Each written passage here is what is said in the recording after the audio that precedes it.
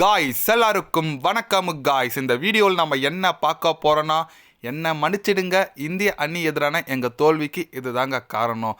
கண்டிப்பாக இந்த தோல்வி நாங்கள் ஏற்றுக்கவே மாட்டோம். எங்களால் ஏற்றுக்கவே முடியலன்னு சொல்லாங்க. இந்த தோல்வியை இன்னும் ஒரு 5-6 நாளைக்கு என்னால் தூங்க முடியாது.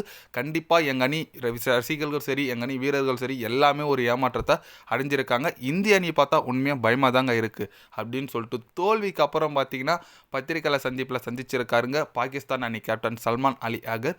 தோல்வி குறித்து சில பல காரணங்கள் கூறியிருக்காரு. இந்திய அணியை பார்த்தா பயமாக இருக்குன்னு சொல்லிட்டு ஓப்பனாக பேசியிருக்காரு. அவர் என்ன பேசினார், ஏது பேசினார் சொல்லிட்டு வீடியோவில் டீட்டெயிலாக பார்க்கலாம்.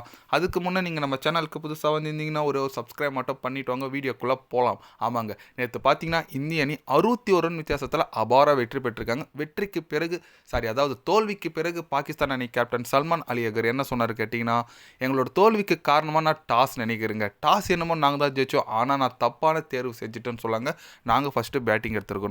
அதே 170 160 நாங்கள் அடிச்சிருந்தோன்னா இந்திய அணி அடிக்கிறது ரொம்ப கஷ்டமாக இருந்திருக்கும். நான் டாஸ்லேயே ரொம்ப பெரிய தவறு பண்ணிவிட்டேன், என்ன மன்னிச்சிடுங்க. அது மட்டும் இல்லாமல் இந்திய அணி உண்மையாக உலகில் ஒரு தலை சிறந்த அணியாக பார்க்குறேன் நான். அபிஷேக் சர்மா சீக்கிரமாக விக்கெட் எடுத்துட்டோம், ஆனால் இருந்தாலும் இந்திய அணியோட பேட்ஸ்மேன்கள் வரிசையாக நல்லா ஆடிட்டு வந்தாங்க. கண்டிப்பாக இஷான் கிஷனால் எங்களால் கண்ட்ரோலே பண்ண முடியல. இந்திய அணி ஒரு நல்ல பேட்டிங் டிஸ்பிளே காமிச்சாங்க. பவுலிங்லேயும் சரி, பவுலிங்லேயும் எங்களை டைட் லைன் அண்ட் லென்த் போட்டனால எங்களால் அடிக்க முடியல. கண்டிப்பாக இந்த தோல்வி என்னால் ஏற்றுக்கவே முடியலைங்க. எங்கள் ரசிகர்களுக்கு நாங்கள் என்ன சொல்கிறதுன்னு தெரியல. எங்களுக்கு ஒரு வெற்றி கிடைச்சி தான் கண்டிப்பாக எங்கள் ரசிகர்கள் ரொம்ப சந்தோஷமாக இருந்திருப்பாங்க. இருந்தாலும் பரவாயில்லைங்க, நாங்கள் இந்த போட்டி தோற்றது கொஞ்சம் வெளியேந்து வந்து இந்த T20 வேர்ல்டு கப் நாங்கள் ஃபோக்கஸ் பண்ணோம்.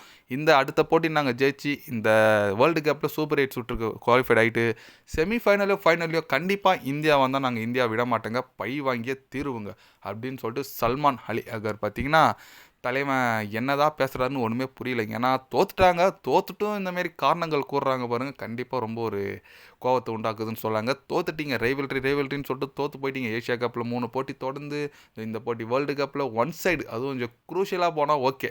ஏன்னா இந்த ஜிம்பாப்வே ஆஸ்திரேலியா மேட்ச்லாம் பார்த்தீங்கன்னா ஜிம்பாப்வே எந்த அளவுக்கு போராடி ஜெயிச்சாங்க. நிறைய மேட்ச் பார்த்து ரொம்ப குரூஷியலாக போயிருக்கு.